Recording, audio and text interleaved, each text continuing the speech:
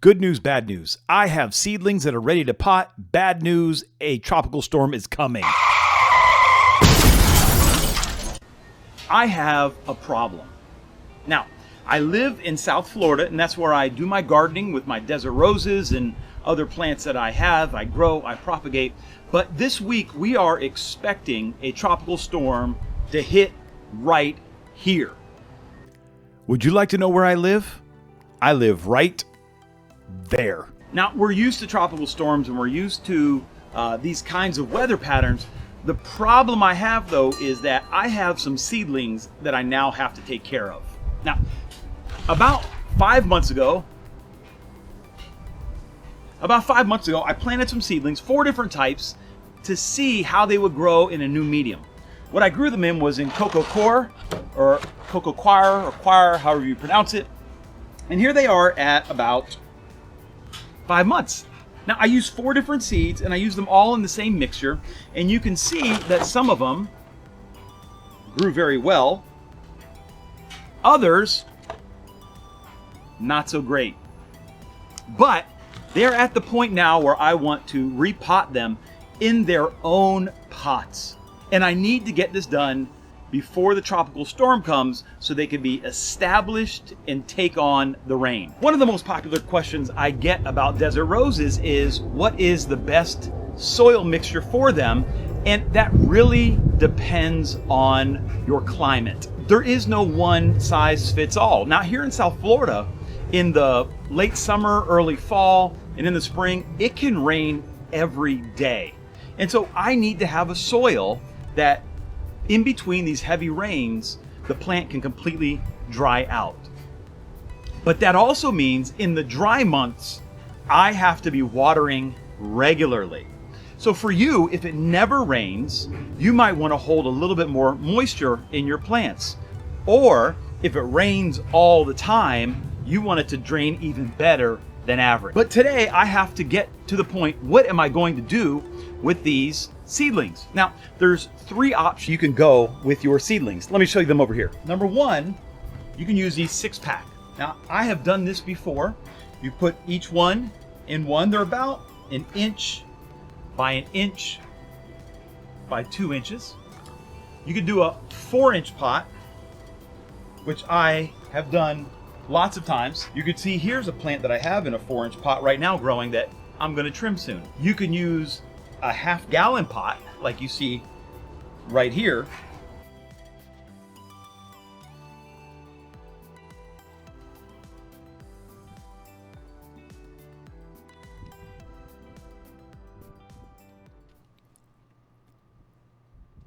If you're like me, you have searched the internet for the holy grail of desert rose potting soil mixtures.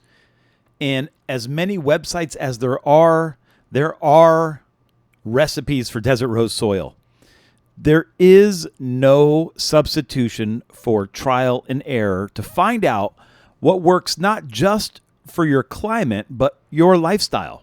But they're all going to come down to these 2 basic things. You're going to have organic material and you're going to have inorganic material. You're going to have material that provides nutrients and holds water. That's your organic material. And you're going to have inorganic material. That is material that does not hold water, that allows the water to just flow through. Now, some of that organic material is compost or dirt or coco coir, or there's all kinds of things that hold water. And then there's inorganic material like perlite or rocks or so many other things that you see to fill in your desert rose mix. Now, for a long time, I used a lot of sand. The 2 problems with sand are it is expensive, number 1, and it's heavy. It really caused heavy potting soil mixes, which I found quite annoying.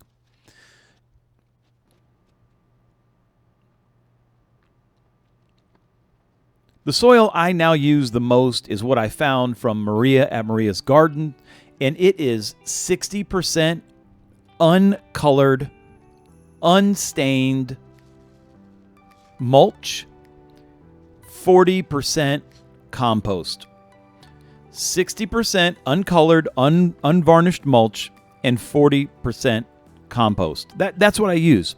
I add in there some Osmocote slow release pellets. You can see a link for those in the description that I get from Amazon. And that's what I use. It works well for me because there's a lot of rain that I get in times, and my sprinklers hit my plants, and I like to water them. I like my soil to drain enough that I get to come out on hot days and hot spells and water my plants. I find it therapeutic. I don't want a garden or a plant that I can't touch for 4 or 5 months at a time. A lot of people tell you, hey, just plant your plant and water it once a month or twice a month. I don't want to water it once or twice a month. I want to regularly water my plants. I want to spend time there. I want to spend time in my garden. I like gardening.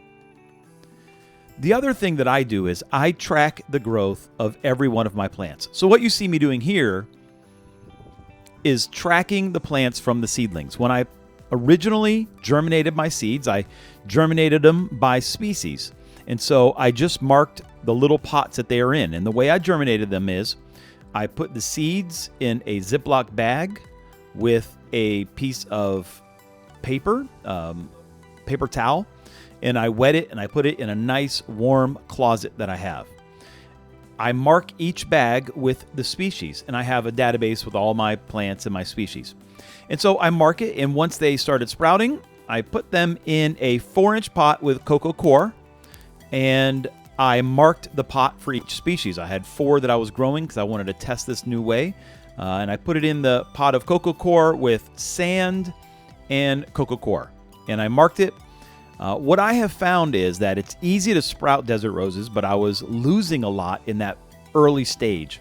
And so what I started doing was as soon as they started popping up and they started germinating and they started getting some permanent leaves, then I began fertilizing with a 20-20-20 mix, a water-soluble 20-20-20. And after they got a little bit bigger, once they got their 6th maybe set of leaves, I then put some slow-release Osmocote pellets in it. And that is my recipe. And so here I'm putting some in the 4-inch pots that are the smaller plants, and I'm putting some of the larger plants in the half-gallon pots, and I'm placing them in areas that I know they'll get the appropriate amount of water. So there you go. Got my plants repotted. I got some in the 4-inch pot. Isn't that a cute one?